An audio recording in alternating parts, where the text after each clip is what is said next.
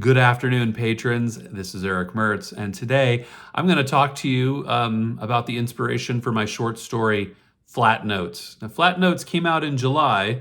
You haven't seen one of these videos since, I think, June.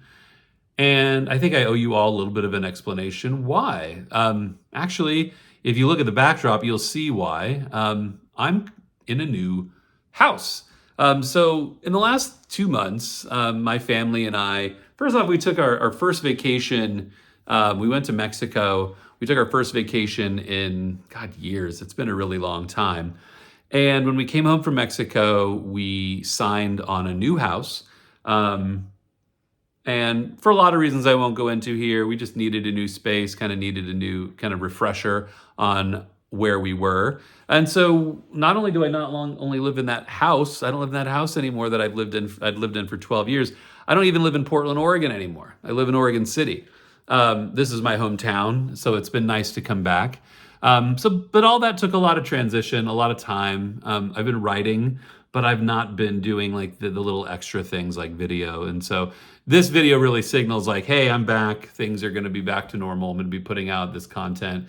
And if you're following me on like my mailing list or on social media, I've got a book coming out in July, which I'm super excited about. I've also just got a lot of stuff I'm working on. I really think being in this new space is going to lead to new things. So anyhow, enough said. Thank you all for bearing with me. But Flat Notes. Flat Notes is a story where the inspiration comes from, I would say, an unexpected place. The movie Hoosiers, the movie about basketball in Indiana in the 50s, it's one of my old classic favorite movies. There's something really, I don't know, I never lived through the 50s, obviously. You can make all the jokes you want. I didn't live through the 50s. But there's something really nostalgic about that movie for me, that sort of small town high school feel. And seeing that Whistler's Grove, it's a small town school, it's a small town America setting. There's a scene in Hoosiers where it's a montage scene where they show the town of Hickory getting ready to go to a basketball game. And there's this really cool shot of the road leading out of Hickory, and there's like a bus and there's all these cars. And you just get the sense that everybody in Hickory goes to the basketball game on a Friday night. That's just what people do. That's part of what I love about small town life, is that, and I'm getting a bit of a dose of that here. Oregon City is pretty small. People rally around the common cause, whatever that common cause is. They rally around it.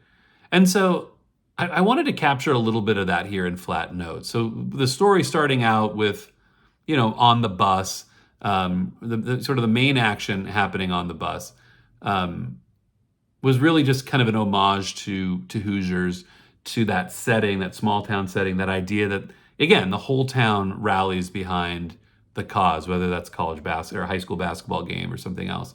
So that was a really big, big inspiration for me. Another inspiration was the movie and book, The Sweet Hereafter, by Russell Banks. One of my favorite books, certainly one of my favorite movies. And that movie is about a bus crash and the effect that it has on a small town. Now, there's no genre to it. It's literature. It's a brilliant, brilliant book, and a really great movie with Sarah Polley and Bruce Greenwood. It's a fantastic film, one of my favorites. Although we could talk about that movie in some depth, because I think that movie is missing a scene. The best scene from the book is not in the movie, but I digress. A lot of what's interesting to me, the book was interesting in so many ways, but there's this bus crash, and it's what the whole thing is about. And it really focuses on the bus driver. She's this sweet woman. She's I forget her name, but she's a sweet woman. She cares about the kids. She knows every kid on that bus. And I think of all the things when I think about small town nostalgia, it's that relationship, right? Where like the bus driver not only is doing their job, but they care about the kids. They care about those details. I don't know. I loved that idea that this, and it was so heartbreaking that in that movie when Ian Holm, who plays it's his daughter, he's an investigator, and he's got a rough relationship with his daughter, but when he's talking to this woman who's the bus driver, and she just had, all the best intentions. She just had an accident. Accidents happen. So I wanted to sort of pay a little bit of like attention to that detail that accidents happen, like things happen.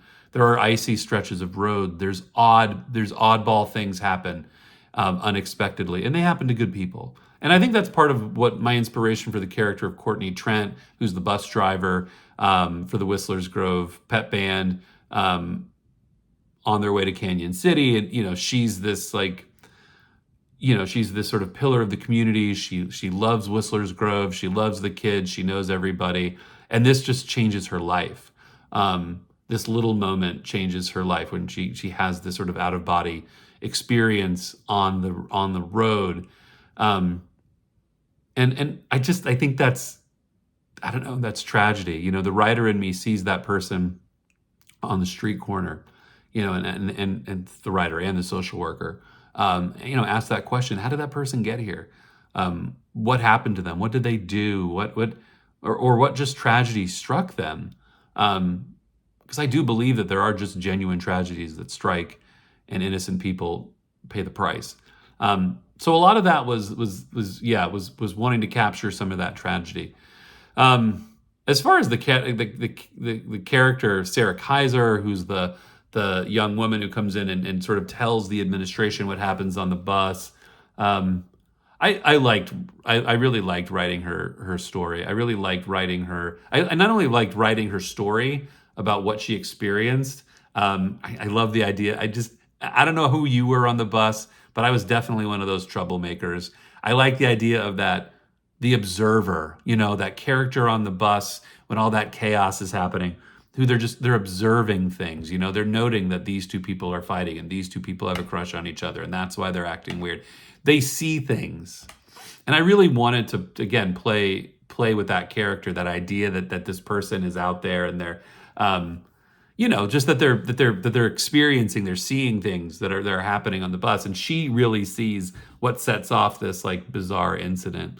I liked writing that character, and and it's funny. It's a funny sideline. Like, I know that person from my high school. I actually talked to her before I took my vacation. We had like a reconnection. But it's just an interesting character trope, right? That sort of good person who sees everything, the observer, the witness. I think lastly to note on this story that the end of the statement, where we get into Sarah Kaiser's life, this has nothing to do with the uncanny elements of the story. This is just that character element. I just really wanted to do that. I really, when I'm thinking about a hometown, I'm thinking about a high school kid. I love that idea of, and again, being in a small town and seeing some of those people again. I think it's just a compelling like link in the story chain, that she has to come back to town and she has to kind of come back as a different person. She's in a same-sex marriage. She's also married to a woman. She's partnered with a woman who's Latina. And so I kind of wanted to play on like, I wanted Sarah Kaiser not only to be this outstanding person on the bus who saw everything, who experienced what happened in honest terms, but I also wanted her to be someone whose life took her out of town and took her to a different life than Whistler's Grove. Now, I love my characters in Whistler's Grove. I love them for sure. But I also wanted to set up this like idea that when people leave, they become different. Something happens to them. We change when we leave. And when we come back, we're not the same person. And so I wanted to do that for Sarah. Like, I wanted her to leave, to find happiness, to find joy and love, but yet be unable to escape the sort of haunted feeling of what happened to, what happened to the bus driver, what happened to her, what happened on that bus that day. I really wanted to make sure we touched on that because I think that's important. Anyhow, thank you all for your patronage. I really appreciate you. I'm going to be coming out with yet another video probably later this weekend. I'm traveling, and so there'll be another video from that location, and so you'll get a little different view based on where I'm at. So thank you all for your patronage. Thank you very much. Share this with your friends. There'll be free stories every couple of months, something you can pass along and tempt your friends with. Anyhow, see you in the next video.